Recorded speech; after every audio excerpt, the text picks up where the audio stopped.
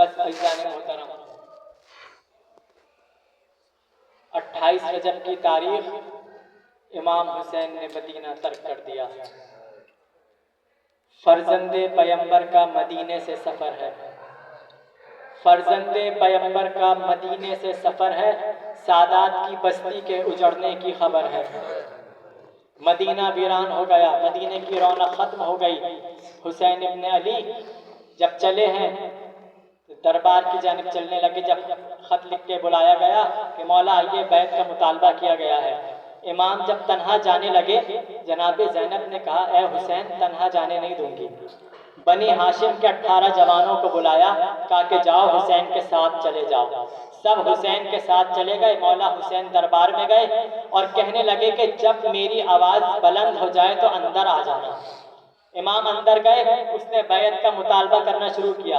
امام نے کہا اگر یہ کوئی اچھی بات ہے تو رات کے اندھیرے میں بیعت کیوں لے رہا ہے، دن کی روشنی میں سب کو بلا کے بیعت کر لے۔ تو ولید نے کہا کہ اگر آج حسین چلے گئے تو ملنا مشکل ہے، حسین کا سر تن سے جدا کر دے۔ بس یہ کہنا تھا، امام حسین کی آواز بلند ہوئی کہ کس میں مجال ہے کہ میرا سر تن سے جدا کرے۔ ادھر بنی ہاشم کے 18 جوان تلواریں لے کے اندر داخل ہو گئے۔ مولا عباس کو جلال آ گیا تھا، مولا نے تلوار کو نکالا، کہا مولا آپ حکم دیجئے کس کی گردن اڑانی ہے۔ مولا نے ایک مرتبہ عباس کے سینے پہ ہاتھ رکھ کر کہا اے عباس یہ میرے نانا کا شہر ہے۔ کہا عباس یہ ہماری منزل نہیں ہے، ہماری منزل تو کچھ اور ہے۔ مولا عباس کو صبر دیا گیا، مولا حسین واپس چلے۔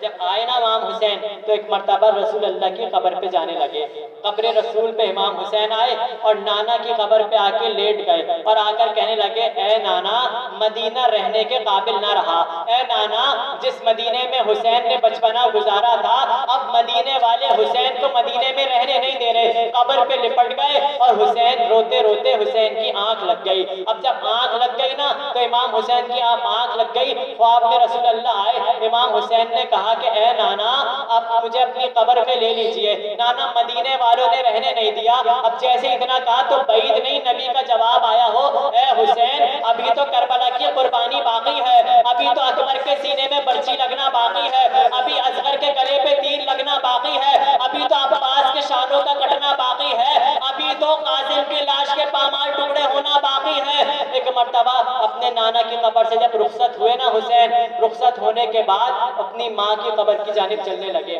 اب جب ماں کی قبر کے پاس آئے نا تو ایسے آئے جیسے چھوٹا بچہ ماں کی طرف کوہنیوں کے بل چلتا ہے، اور آئے اور ماں کی قبر سے آ کے لپٹ گئے اور لپٹ کر کہنے لگے اے اماں اب حسین مدینے میں رہنے کے قابل نہ رہا، مدینے والے حسین کو مدینے میں رہنے نہیں دے رہے، حسین کو اب مدینے سے جانا پڑ رہا ہے۔ ماں کی قبر پہ بیان کرنا شروع کیے، بعید نہیں جناب سیدہ کی آواز آئی ہو اے میرے لال حسین آپ تنہا نہیں جا رہے، یہ ماں آپ کے ساتھ ساتھ جائے گی۔ اے میرے لال جب 2 محرم کو کربلا پہنچو گے یہ ماں ساتھ ہوگی، اور جب عصر عاشور زین سے زمین پہ آؤ گے تو یہ ماں برقعے کا دامن پھیلا لے گی۔ اے میرے حسین اگر کبھی سکینہ ناقے کی بلندی سے گر جائے تو یہ ماں سکینہ کو آغوش میں لے لے گی۔ اجرکم اللہ، تم بھی لہو میں اپنا چمن دیکھنے چلو، اماں تم بھی لہو میں اپنا چمن دیکھنے چلو، زینب کے بازو میں رسن دیکھنے چلو۔ ماں کی قبر سے رخصت ہوئے، بڑا مشکل لمحہ تھا کہ ماں کی قبر سے رخصت ہونا، نانا کی قبر سے رخصت ہونا۔ رخصت ہونے کے بعد حسین آئے اور جب گھر میں تشریف لے کر آئے نا تو حسین ابن علی نے جب اعلان کر دیا کہ آج ہم نے سفر کی تیاری شروع کرنی ہے، جناب زینب کو پتا چلا کہ میرا بھائی سفر پہ جا رہا ہے۔ تیز قدم چلتی ہوئی جناب عبداللہ کے پاس آئی، دیکھا عبداللہ بستر علالت پر لیٹے ہوئے تھے۔ جناب زینب عبداللہ کی پائتیوں کے پاس بیٹھی اور رونا شروع کر دیا۔ اب جب بی بی نے گریہ کرنا شروع کیا تو بی بی کے آنسو جناب عبداللہ کے پیروں پہ گرنے لگے۔ جناب عبداللہ کی آنکھ کھلی، اس منظر کو دیکھ کر کہنے لگے اے آقا زادی کیا بات ہو گئی کہ آپ اس طرح بیٹھ کر کیوں رو رہی ہیں؟ فرمایا کہ اے عبداللہ میرا بھائی سفر پہ جا رہا ہے، بس تم سے ایک سوال کرنے آئی ہوں، تم سے ایک چیز مانگنے آئی ہوں۔ فرمایا کہ کیا؟ جناب زینب نے کہا عبداللہ منع نہیں کرو گے؟ عبداللہ بتا دو منع نہیں کرنا، کیوں اگر منع کر دیا تو مدینے میں ایک ہی وقت میں 2 کام ایک ساتھ ہو جائیں گے۔ کون سے کام؟ ادھر حسین کا کاروان نکلے گا، ادھر گھر سے زینب کا جنازہ نکلے گا۔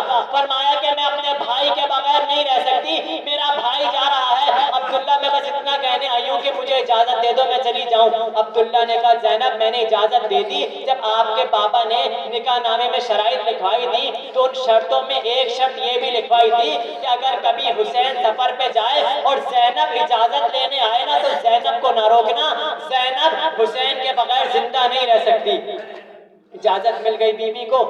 اب جب قافلہ چلنے لگا، جانے لگا نا، تیاریاں ہونا شروع ہو گئیں، تیاریاں ہوتی رہیں، جناب سغرا دیکھتی رہ گئیں، ایک ایک کر کے حجرے خالی ہوتے گئے، حجروں میں تالے لگ گئے، علی اکبر کا بستر بھی چلا گیا، علی اصغر کا گہوارہ بھی چلا گیا، قاسم کا بستر بھی چلا گیا، عباس کا بستر بھی چلا گیا۔ سغرا دور سے دیکھتی رہ گئی کہ ایک ایک کا بستر جایا جا رہا ہے، حجروں میں تالے لگ رہے ہیں، اور آ کر کہنے لگی بابا آپ مجھے لے کر کیوں نہیں جا رہے؟ فرمایا اے فاطمہ سغرا تمہارے لیے ہم یہاں چھوڑ کے تو جا رہے ہیں، دیکھو دادی ام البنین تمہارے ساتھ ہیں، ام سلمہ نانی ام سلمہ تمہارے ساتھ ہیں، محمد حنفیہ کو ہم نے تمہارے ساتھ رکھا، یہ سب تمہارے لیے تو ادھر چھوڑ کے جا رہے ہیں۔ باقی جب سفر پہ جانے لگے نا، سامان بند ہو گیا، تالے لگ گئے حجروں میں۔ اب جب محملوں میں سوار ہونا شروع ہو گئے تو ایک مرتبہ امام حسین نے علی اکبر کو بلایا اور علی اکبر کو بلا کر کہا اے علی اکبر کیا بہن سغرا سے رخصت ہو لیے؟ جب اتنا سنا کہ بہن سغرا سے رخصت ہو لیے، علی اکبر نے پلٹ کے فرمایا کہ بابا ہمت نہیں ہوتی بہن سے رخصت ہونے کی، فرمایا کہ جاؤ بہن سے رخصت ہو لو، کیونکہ حسین علم امامت سے جانتے تھے آج کے بعد نہ بہن کو بھائی ملے گا نہ بھائی کو بہن ملے۔ ایک مرتبہ علی اکبر آئے اور جیسے علی اکبر آئے نا جناب سغرا نے بھائی کو آتا دیکھا، ایک مرتبہ بھائی کے گلے سے لپٹ گئی اور بلک بلک کے سغرا رونے لگی اور روتے روتے کہنے لگی اے بھیا دیکھو سب چلے گئے، حجروں میں تالے لگ گئے، سب کے بستر چلے گئے، دیکھو بھیا سغرا تنہا رہ گئی، سغرا کو سب چھوڑے جا رہے ہیں، سب جا رہے ہیں۔ ایک مرتبہ جناب سغرا روتی رہی، جناب علی اکبر رونے لگے اور روتے روتے جناب سغرا علی اکبر کی گفتگو ہونا شروع ہوئی۔ میر انیس نے اس گفتگو کو لکھا ہے، وہ نثر کی صورت میں حوالے کر رہا ہوں۔ گفتگو کیا ہونے